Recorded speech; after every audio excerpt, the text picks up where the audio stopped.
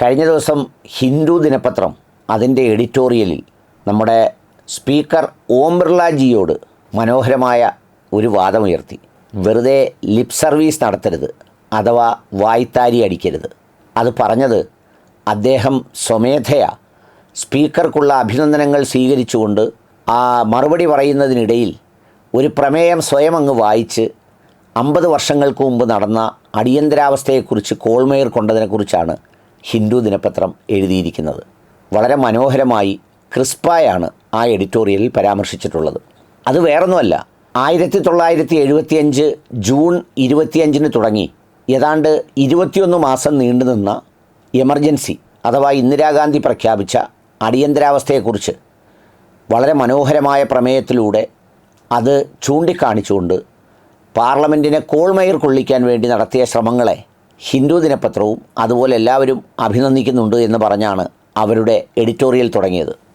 എല്ലാവർക്കും അറിയാവുന്നതുപോലെ അടിയന്തരാവസ്ഥ കാലത്ത് മാധ്യമ സ്വാതന്ത്ര്യം നിഷേധിക്കപ്പെട്ടു, അതുപോലെ പ്രതിഷേധങ്ങൾ അടിച്ചമർത്തപ്പെട്ടു, പിന്നെ ജനാധിപത്യ സ്ഥാപനങ്ങൾക്ക് പലതിനും കൂച്ചുവിലം കിട്ടു. അത്തരം കാര്യങ്ങളൊക്കെയും നടന്നു എന്നുള്ളത് ചരിത്രമാണ്. അതിനെതിരെ കൃത്യവും വ്യക്തവുമായ ജനവിധിയുണ്ടായി. ആ ജനവിധി 2 വർഷങ്ങൾക്ക് ശേഷം മാറിമറിഞ്ഞു. വളരെ വ്യക്തമായ ഭൂരിപക്ഷത്തോടെ ഇന്ദിരാഗാന്ധി വീണ്ടും അധികാരത്തിലെത്തി. ഇതാണ് ഈ അടിയന്തരാവസ്ഥയുടെ ചരിത്രം. അതിനെ ആരും അംഗീകരിക്കില്ല. അത് മനുഷ്യാവകാശ ധ്വംസനങ്ങളുടെ കാലമാണ്, ഇന്ത്യൻ ജനാധിപത്യത്തിലെ ഇരുട്ടിൻ്റെ കാലമാണ്. അത് ഹിന്ദു ദിനപത്രവും പറയുന്നു. എന്നാൽ ഈ വർത്തമാന കാലഘട്ടത്തിൽ ഈ പ്രമേയം വളരെ കൊണ്ടുപിടിച്ച് പാസാക്കിയ ഓം ബിർള പാർലമെൻറ്റിൽ സഭ നിയന്ത്രിക്കുന്ന സഭാനാഥൻ്റെ കസേരയിൽ ഇരുന്നു കൊണ്ട് നടത്തിയ ഈ ജനാധിപത്യ വിരുദ്ധമായ പ്രസ്താവനകളെയാണ് ഹിന്ദു ഓർമ്മിപ്പിക്കുന്നത്.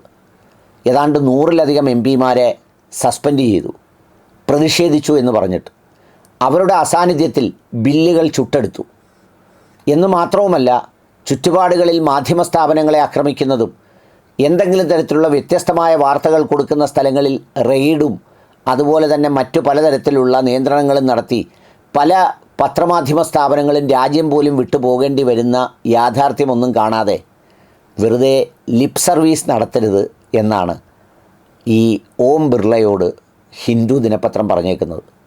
ലിപ് സർവീസ് എന്ന് പറയുമ്പോൾ വായ്ത്താരി, യാതൊരു ആത്മാർത്ഥതയും ഇല്ലാതെ തന്നെ ഈ പദവിയൊക്കെ നൽകുന്നവരെ തൃപ്തിപ്പെടുത്താൻ വേണ്ടി നടത്തുന്ന വായ്ത്താരി മാത്രമാണ് അടിയന്തരാവസ്ഥയ്ക്കെതിരെയുള്ള പ്രതിഷേധം എന്നാണ് ഹിന്ദുവിൻ്റെ അഭിപ്രായം.